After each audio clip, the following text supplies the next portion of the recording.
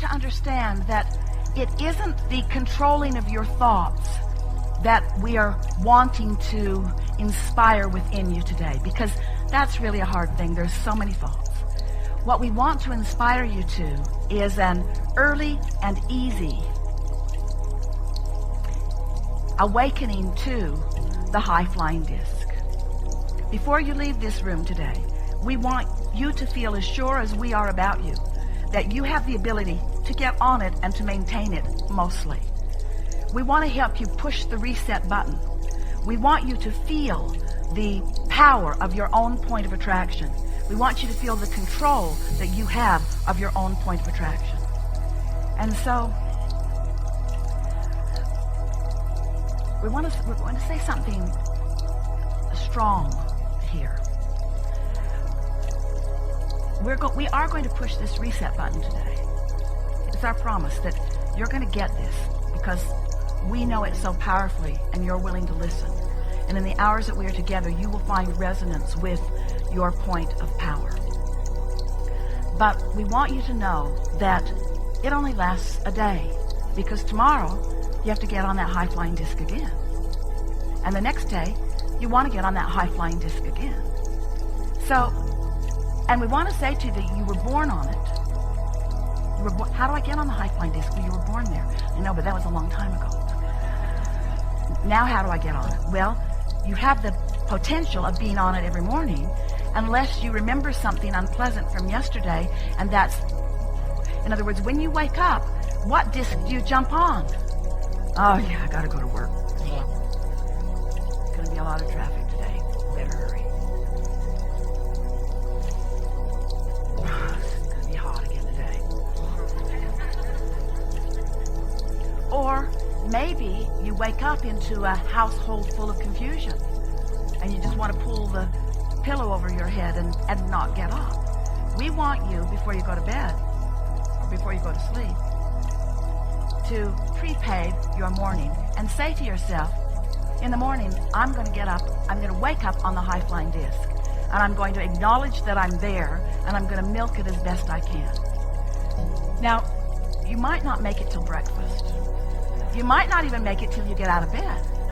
Esther has begun saying, she's been doing this for about 6 weeks now, and after about day 20, it became really, really easy to do. And she began saying to herself, oh, I'm awake. Sort of a startling and profound announcement to herself. I'm awake. For a while she'd say, damn, I'm awake. I'm awake. I'm awake. Am I going to go back to sleep? Because sometimes she has the luxury of doing that. Or am I going to get up? Now, this was an important thing for her to acknowledge, because if she's going to go back to sleep, she doesn't want any thoughts to get going, except thoughts of slumber. But if she's going to get up, she wants to make sure that the thoughts that she's thinking are thoughts that will be valuable to her. She wants to make sure that they are high-flying thoughts. And so usually she begins with some strong statement of appreciation of something that's very easy for her to appreciate. It doesn't take much. It only takes 17 seconds in order to begin your day. You've been saying for a long time, or maybe they've been saying for a long time before you got here, or maybe none of you have ever said this before in your life. Getting out of bed on the right side, or getting off on the right foot. That's what we're really talking about. Establishing your vibrational point of attraction first. Because we want you to understand that if you choose it first, it's so easy to get that positive momentum going. But if you wait until you've, without meaning to, by default, picked up and carried over some negative momentum, then it's harder for you to shift from that negative momentum. Law of attraction is the perpetuator of momentum. But you get to choose the direction of your momentum. And most of you are not doing that deliberately. You're just letting conditions that surround you that you might be observing be the reason for the momentum getting going. And then law of attraction just keeps it going until you hear someone like us say you create your own reality, and you say, that can't be true. If I really got to create my own reality, I would create a different reality, Abraham. And we say, you may very well, want to create a different reality, and you absolutely have the ability to do it, because there is nothing that you cannot be or do or have. You have the ability to get the momentum going. You have the ability to keep the momentum going. You have the ability to know when the momentum is in the direction that you don't want. You have the ability to slow unwanted momentum. You have the ability to speed wanted momentum. You have the ability to do all of it. You just got to understand how you do it. And you have to understand momentum. We think you understand momentum, don't you? Have you ever sort of been a little ornery and made a comment and someone picked right up on it? Someone on the ornery disc with you. And then off you go. Now you're remembering things you haven't remembered in a long time. You're telling stories that you haven't told in a very long time. And this person is extracting stories from their past and now you've got a really good ornery meeting going. You can really feel the momentum of it. And then what happens when some bright-eyed, shiny person comes into the room and you've got that kind of momentum going? They either get sucked in with you, depending upon how stable they are in their own vibration, or they bounce right off of you, depending upon what they've got going. And that's what we are wanting you to do. We're wanting you to prepare yourself by getting on the high-flying disc and staying there and practicing it more throughout the day, and then recognizing the power of the momentum that you have going. Once you get some of that momentum going, you're going to begin to notice the ramifications of momentum. And those ramifications are what you want to call materialization. You want to call it manifestation. We like calling it actualization or demonstration. So what happens when you get a really good momentum going is that the first thing that happens is you experience the manifestation of emotion. And we want to call emotion a manifestation because does it get any realer than feeling? When you get that feeling, isn't it real? Isn't it up close and personal kind of real? That's a manifestation. It's a manifestation of momentum. So, and you can tell by the way you feel whether it's momentum leading to something you want or leading to something you don't want. The next thing that happens is thoughts begin to flow. That's the next thing. Now, really what happened is the thought came first and the emotion came second. But we wanted to call the emotion the first awareness of manifestation. We think it will serve you if you realize that when you are feeling an emotion, that it is a demonstration of the beginning of things materializing. Because the emotion has materialized. The next thing that happens is thoughts begin to flow into your mind. Thoughts, a stream of thoughts. You're likely to get a really good idea about something. And you'll know it's a really good idea because it feels good when it comes. Now, depending upon what disc you're on and what kind of momentum you're gathering will depend upon how good or how bad the thought feels. The next thing that happens when you're on this high-flying disc is that nature begins playing with you. Nature plays with you. Jerry and Esther were in the Seashore State Park in Virginia Beach a few years ago. And when they first walked in, it was like the set of Star Wars, hanging mosses. And it was as if they were the only two people on the planet. Not a creature anywhere. And as they walked a little longer and began breathing and reveling in the beauty of the place and relaxing into their own rhythm and pace, the creatures began making themselves known. All kinds of little critters were coming out of the bushes. And they got to the ranger's station, and there was a picture with a caption under it that said, "The elusive silver gray fox." And Esther said to the ranger, "Are we going to see some of them?" And he said, "I've been here 13 years and I haven't seen one." Jerry and Esther came around a corner. The elusive silver gray fox was standing right in the intersection. He looked at them, they looked at him, he looked at them, they looked at him, he looked at them, they looked at him. He said, "Seen enough," and off he went. Now they're standing on a wooden walkway, a walkway that is above a sort of swamp. And Esther's standing with her feet sort of dangling over the edge. And Jerry said, "Honey, I don't want you to just listen to the sound of my voice and move very slowly and deliberately back one step.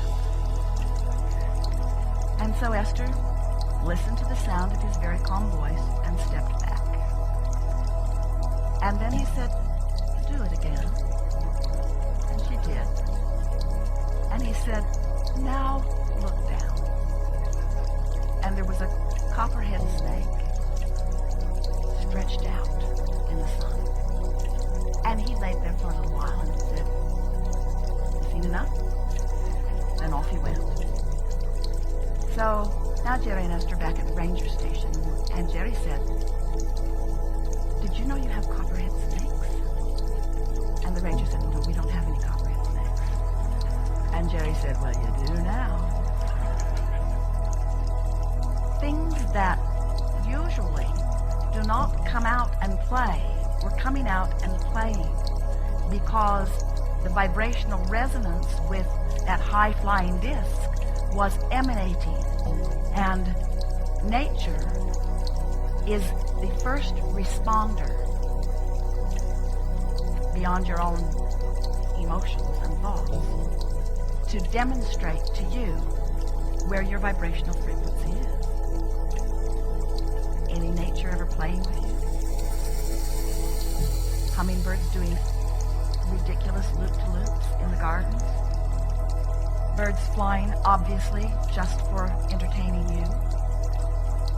Creatures of all manner, cooperative components of the universe, saying to you, now that you're getting the hang of this, we would like to demonstrate with you the alignment that we feel in you.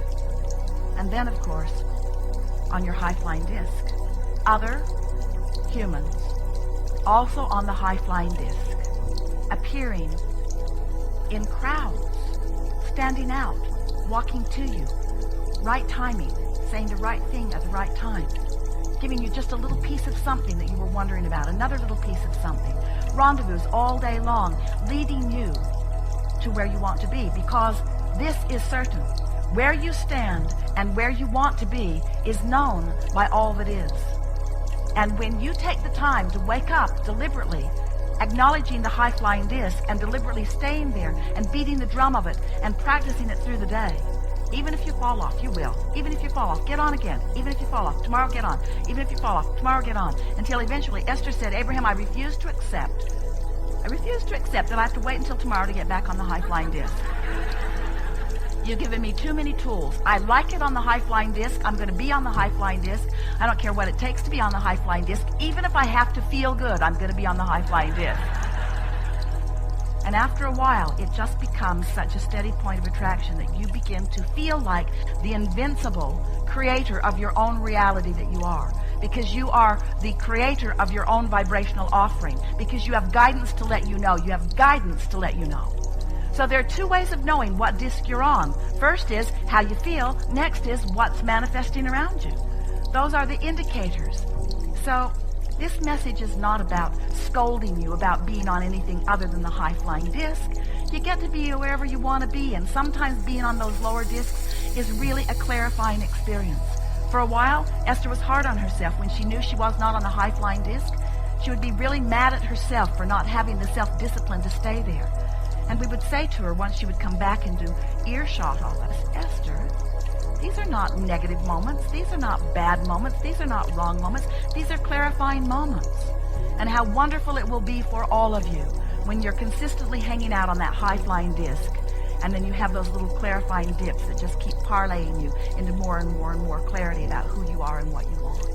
Life is supposed to feel good to you, and it's not supposed to feel good later. It's not about planning that vacation or looking forward to retirement or waiting for your dream mate or your dream home or your dream vacation. It's not about waiting for something good to happen. It's about being in a place that the good stuff can rendezvous with you right now, you see.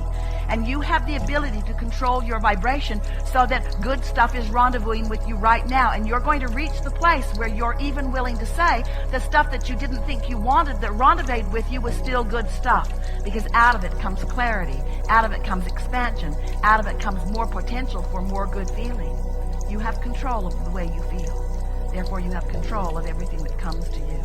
Therefore, you are the creator of your own reality. We just want it to be fun along the way.